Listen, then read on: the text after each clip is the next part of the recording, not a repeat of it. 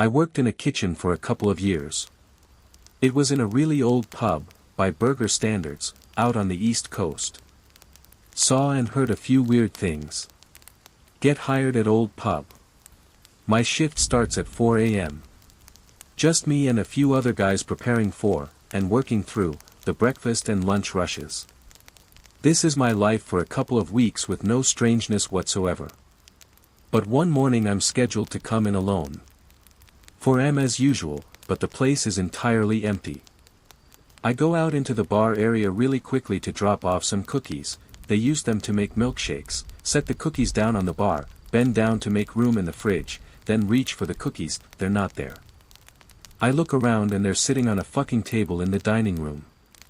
There were a few other little things that morning, like hearing footsteps behind me in the kitchen. Kind of freaked me out. Not long after that morning, I'm out having a drink with the other kitchen guys. I mention how the cookies moved. They all just nod like they know already. One by one they tell me their own experiences. The fry cook said one morning he was in the walk-in freezer and felt someone push past him.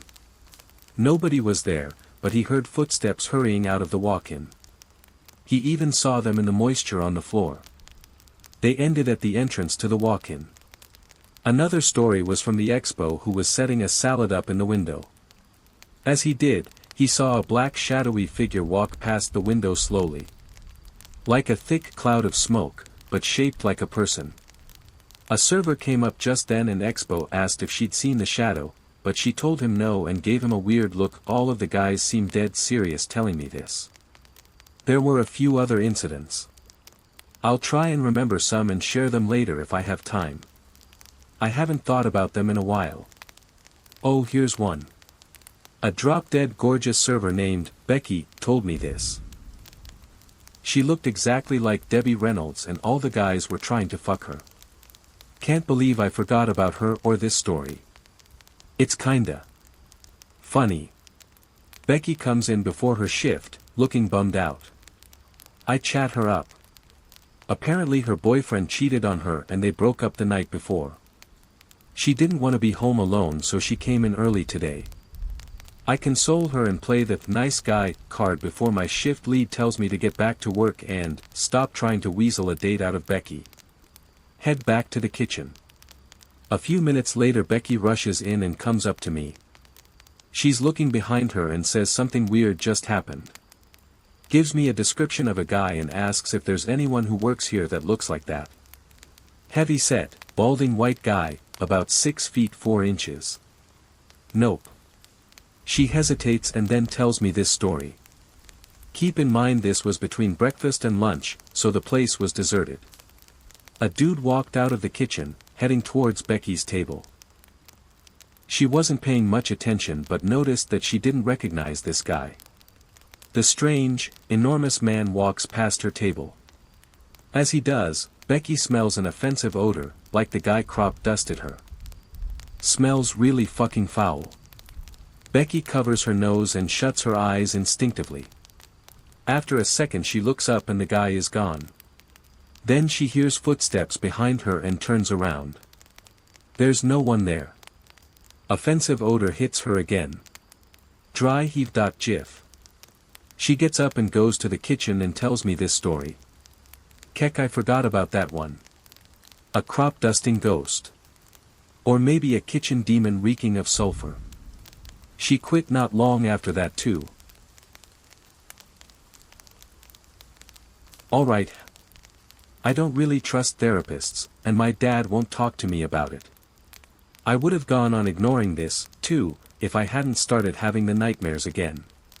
I need to get this off my chest, and maybe find some closure. I'm not going to green text everything, but a lot of it will be. I'm pre-typing this in Notepad, and just trying to stay cohesive.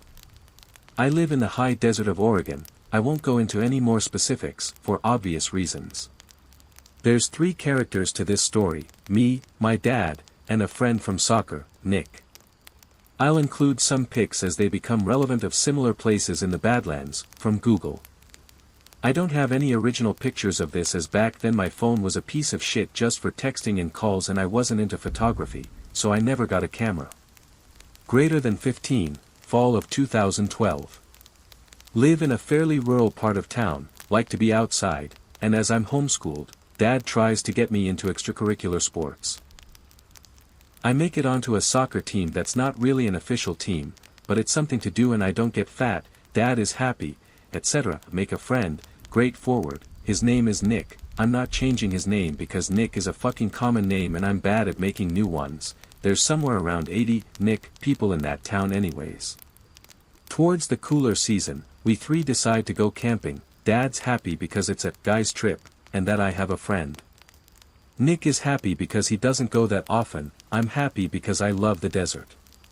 Take my family's 2 dogs, German Shepherds, and stuff for a 2-day trip.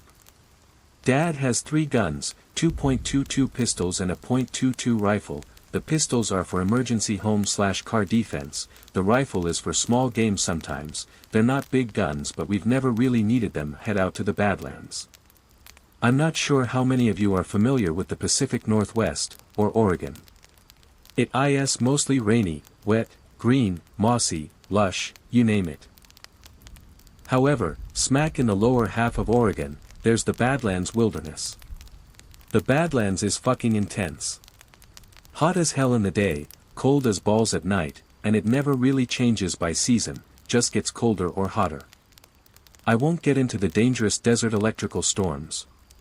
It's full of brush, rock, and thousands of acres of endless sand and short scrub trees, and deadwood. It's like a graveyard, most times, because of all the bones and shit out there. I love it still, even after this, but it's a really, really harsh place to the unprepared. We have hikers die out there yearly just from weather. A decent amount of it is hiking trails, owned land, etc. But the vast, vast majority of it is undeveloped wasteland. We camp in the wasteland. Drive to a trailhead, walk in a few miles, and then weave off. Dad and I have walked our dogs out here numerous times. We know where we are and where we're going, and there's more landmarks in the way of stones and shit. Dogs are off lead, just doing dog things. Nick, Dad and I all talking, generally just being dudes, etc. Make it a good 5 or 6 miles off the trail before dark, it's a bit dusky, beautiful sunset, all that shit. Set up in between some rocks, I would have pictures but this was years and years ago, they've been since lost and my phone was dog's hit at that time anyways. No fire because law-abiding citizens, got some cook stoves and shit though, pop it up outside the tent, roast some hot dogs and BS like that over the tiniest flame. It's absurd but fun and we're all enjoying it. Dogs get a bit weird as the evening goes on. These are not couch potato ass dogs. One of them was a Schutzhund competitor, Reed, trained guard/sport dog, the other was an adopted adult that was generally just a good boy. Commence enjoyment anyways, dogs eventually settle down, but on alert, low growls, we figure they're just new to this particular area, or maybe there's a scavenger animal. The night passes without any issue, get up next morning, eat some shitty camp breakfast that we all love because outdoors. Dad takes a nap, keeps the .22 pistols but gives Nick and I the .22 rifle. I'm responsible enough to handle it and Nick's not a total retard. Maybe we plink some rabbits or some shit, we think, but really we're just taking pot shots at dead trees and rock formations like retards, squeezing off shots and playing around with the scope. Neither of us are a bad shot, and we're just out exploring and being 15 and 16-year-olds, basically. We have compasses and packs and like I said neither of us are full potato. I'll cut the green text for a bit more of a description for this place. It's about a mile north of the Broken Rock Formation where we were camped, across some flat nothingness. It's a small grove-esque clusterfuck of rock chunks and dead trees, maybe a living juniper or two. Not big, not thick, more spread out than lush. Enough cluster to be shady and notably a bit of an oasis from the waste. Nick and I have no fucking idea what's in there if anything. Could be some coyotes, man, hardcore as hell. We Rambo our asses up there, crouching like it's Skyrim, slowly creeping in. I've got the rifle drawn and round-chambered.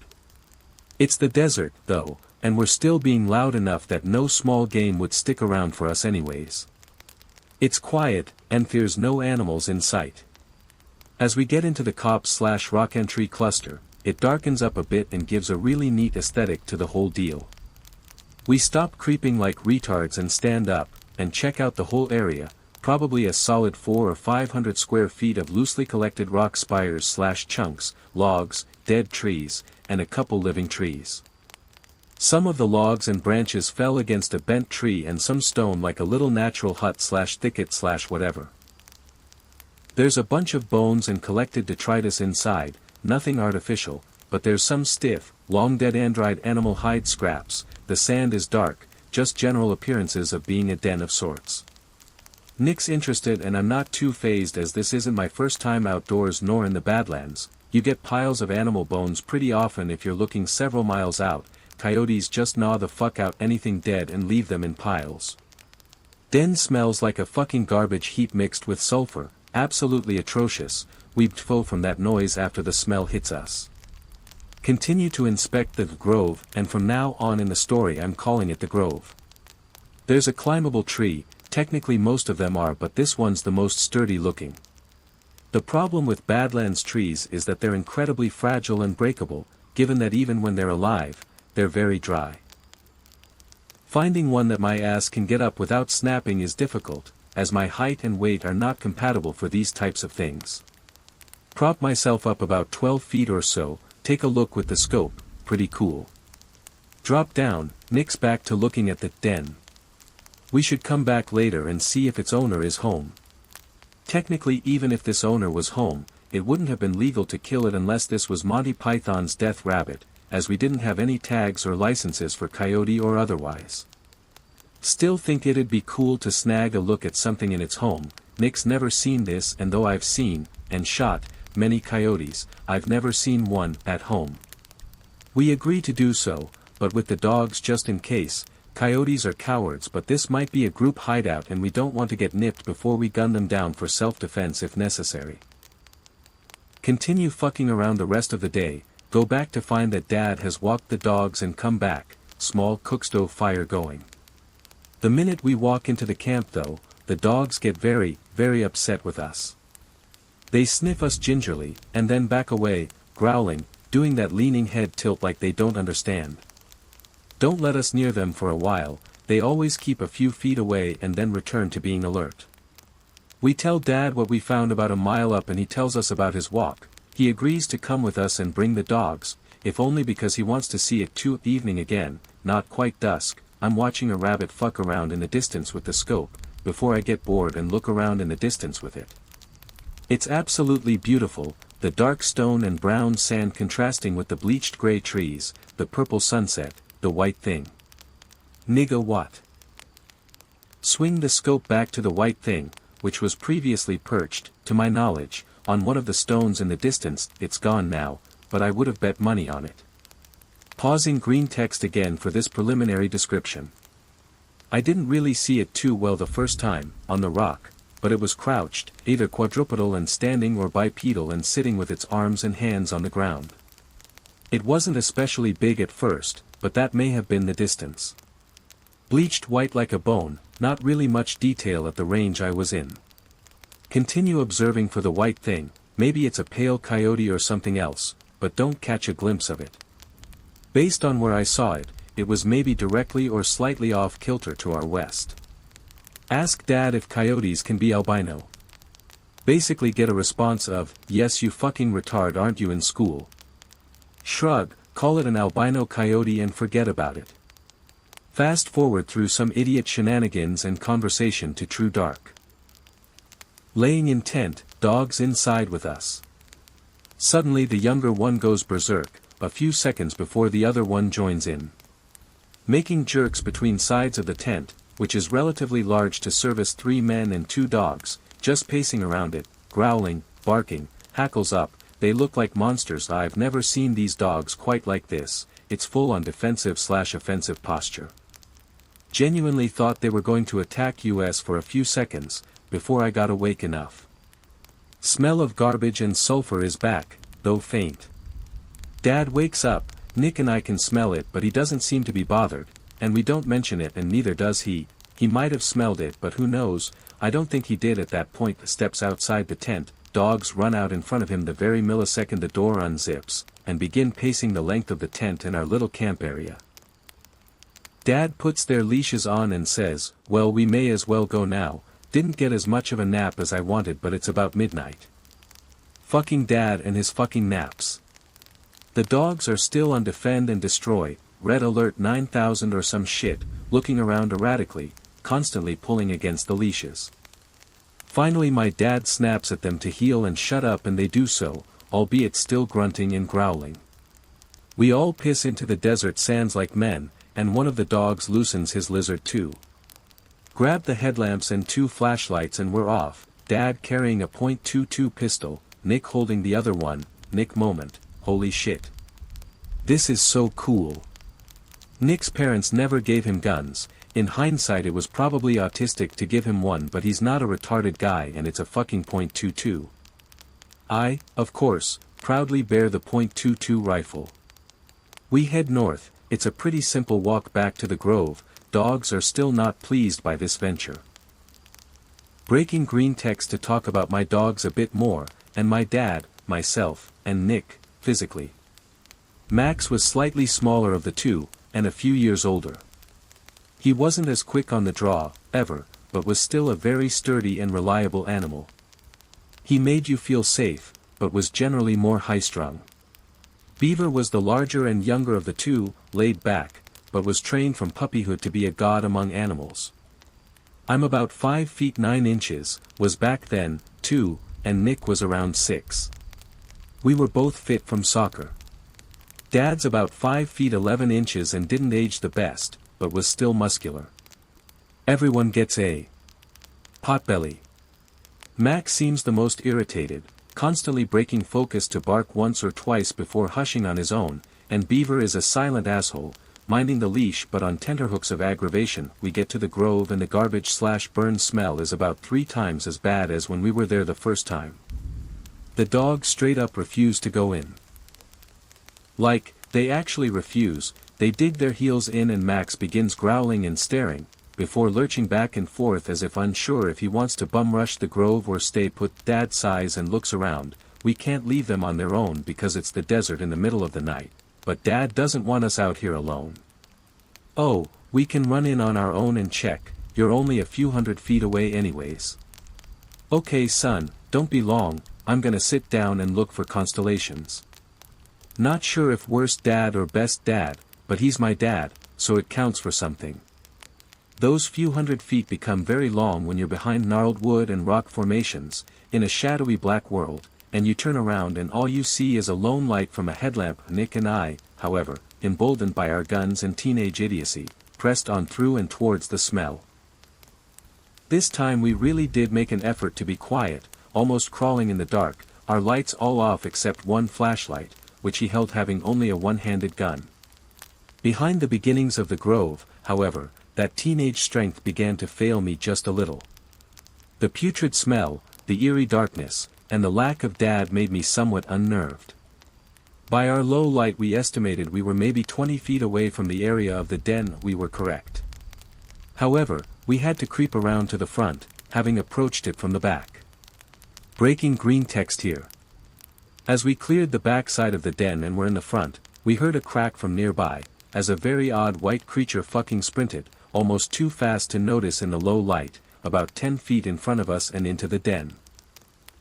If it wasn't for it being so white, the light might not have even caught it, and we might have played the crack off as an owl or other bird and been unaware that the den became occupied in front of our eyes. We did, however, both notice, and I kindly thank my dad for always preparing us with flashlights and other gear on journeys. The thing was rather tall, and not especially broad as it was long, but then, at first, we only caught the side view in low light.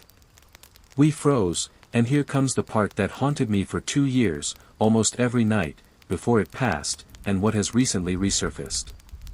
It all happened very quickly from here, and I'll try to not exaggerate details.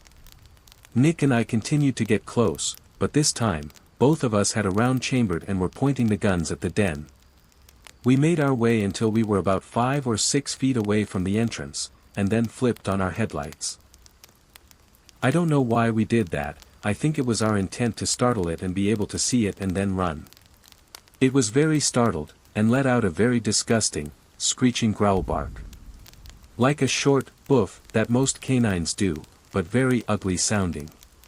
It was also higher pitched, and sounded like there was spit and snot behind it. It was very apparent to us at that moment that this wasn't a coyote. We bounced back a few feet, and the creature didn't emerge. We could still see it, but I was moving around inside the den in a bit of a frenzy. It made the scream growls a few more times, and Nick and I unanimously began to yell to each other to fucking run, dude. That was probably the biggest mistake of the night, but thankfully, neither of us suffered for it. What we should have done was open fire the minute we realized it wasn't a coyote. The second we turned and ran, I could hear sand and bone rattling and being tossed as it ran out after us.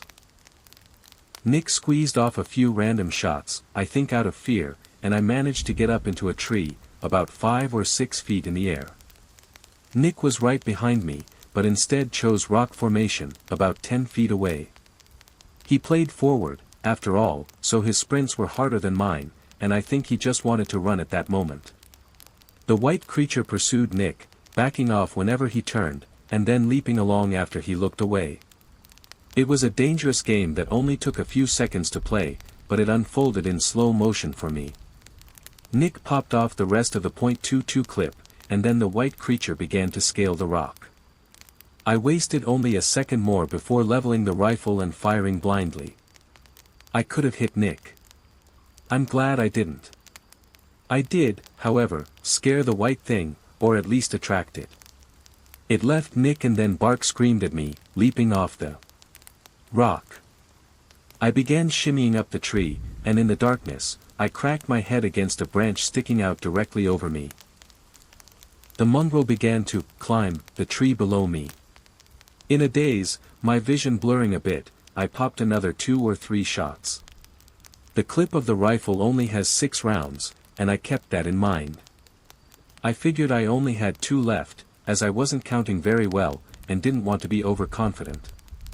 Nick's yelling at something, maybe the white creature, but then I hear a different pitch of scream.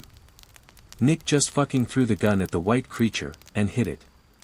Not hard, but those metal bastards weigh a couple pounds, and later on I realized why it hurt. Again, this whole sequence took maybe 30 seconds, but it felt so much longer. Then, as the thing is looking to climb again, I see it go flying off of the tree trunk. Beaver, Max, and Dad came to the gunshots and yelling, my dad several seconds behind. Beaver has just ripped the mongrel off of the tree by slamming into it and grabbing it. I'm unsure how many of you are dog people, but German Shepherds have very boxy, broad chests and shoulders. If they leap at you and their teeth miss, they'll still knock you flying a few feet if they intend to. In this moment, time seems to totally slow down. Even in the nightmares, this particular sequence plays out very, very slowly. Nick and Dad are yelling, Max and Beaver are snarling and yelping, and my conked head vision is starting to clear.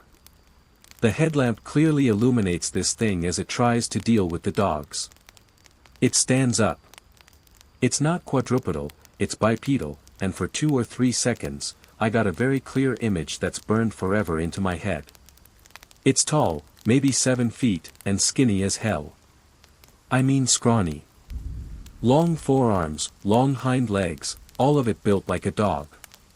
Somehow, even though it's so thin, I can't make out bones, but maybe it's the flashlighting and the white fur that's obscuring it. It's blisteringly white, stained now with red, either my dog's or its own blood. The neck is rather long, and has a very long, pointed muzzle and face. No discernible ears or facial features. There's a gangly little tail, and its eyes and nose appear to be black, but I could be wrong on the eyes and the circumstance. It had teeth, but I couldn't tell you what kind. The forearm, paws, hands, whatever, had fairly long digits and there were short claws on the end. I less saw them and more heard them make contact with the dogs. Overall, the thing most resembled a whippet or a greyhound in how skinny and long it was, and the face. It was built like a canine, as well, but it definitely stumbled around on two legs to get the advantage on the dogs, for many, many seconds. It wasn't just rearing, it was balanced like that, and its back and chest were appropriate for it. It looked natural to see it on two legs, basically. Again, I'm unsure if you're familiar with German Shepherds, but when they bite hard. They're the third or fourth hardest biting dog in the world, pound for pound, if I remember correctly. When they bite down, they don't let go. Beaver, at least, had some great purchase on this thing's arm, and I heard a loud crack and the most horrific bark scream released. Max was just snapping and ripping into whatever he could grab, I think. Dad didn't shoot, I don't think he wanted to hit the dogs, and I didn't either, so I didn't waste my shot. The dogs did good work, and I don't think this monster even wanted to fight, but we walked up on its house in the middle of assfuck nowhere. I hear a more normal yelp and Max's head gets drizzled in blood. The ugly thing flails and Beaver drops a few feet to the ground, as it had been swinging the dog a bit. It screamed again and then sprinted on its hind legs, and I lost sight of it after it left the grove. This is where the nightmares ended, at least. Max's ear had a hole in it, towards the middle, and had likely been bitten. It bled a lot but was minor, and he's had far worse. Beaver was unscathed. Thankfully, overall, none of us were really hurt. Blood was all over the clearing, and in both dogs' mouths. I crept down from the tree, and Nick got off the rock spire. I landed on the .22 handgun, where it had been thrown and knocked into the mongrel. Picked it up, shoved it in my pocket, and ran to my dad, too scared to cry. Nick was shell-shocked, as well. The dogs gave pursuit but my dad called them back. None of us said anything, really. We walked back to the campsite. I don't remember ever putting the rifle down, and Dad still had a fully loaded gun. The dogs were still aggravated, but seemed quieter, as if they believed the fight was over. We all stayed awake, sitting outside of the tent, my dad and I clutching guns, Nick just staring. Come dawn, we packed up and marched out, still not talking about it. When we got back into town, my dad looked at us in the back seat and said it was some kind of diseased coyote, and to not worry about it. We nodded, not really knowing anything else to say. None of us believed it. It was short encounter, relatively, but we were all scared out of our minds, because that tall-ass white faggot wasn't a damn coyote. Nick and I neglected to really keep in touch once soccer season ended, and by then I had gotten a job, so I didn't sign up again. I tried to bring it up to Dad once but he just shook his head and told me to stop thinking about it. We've never talked about it since. I've been out to the Badlands a few times since then, because I still love it, and my dad has too, having once been a part of search and rescue a few years ago. We've never seen anything, and though we don't mention it, we make a point to never go anywhere within 10 miles of the grove. I would really have loved to not ever think about this again, and for a few years, I haven't. I'm 20 now, and the last 2-ish years, it's mostly faded from memory. But in the past week, the nightmares are resurfacing, likely because of stress from other things in my life, and I need to talk this out somewhere, so I put it here. So that concludes my story. If anyone has had a similar experience with that white hell spawn, or has questions, I'll probably be awake another hour or so. Move slow, and I'll be back in the thread tomorrow. Beaver's older, but is still healthy, and Max's ear healed fine. He's past elderly now, and missing most of his teeth, but both dogs made it out okay, for those concerned.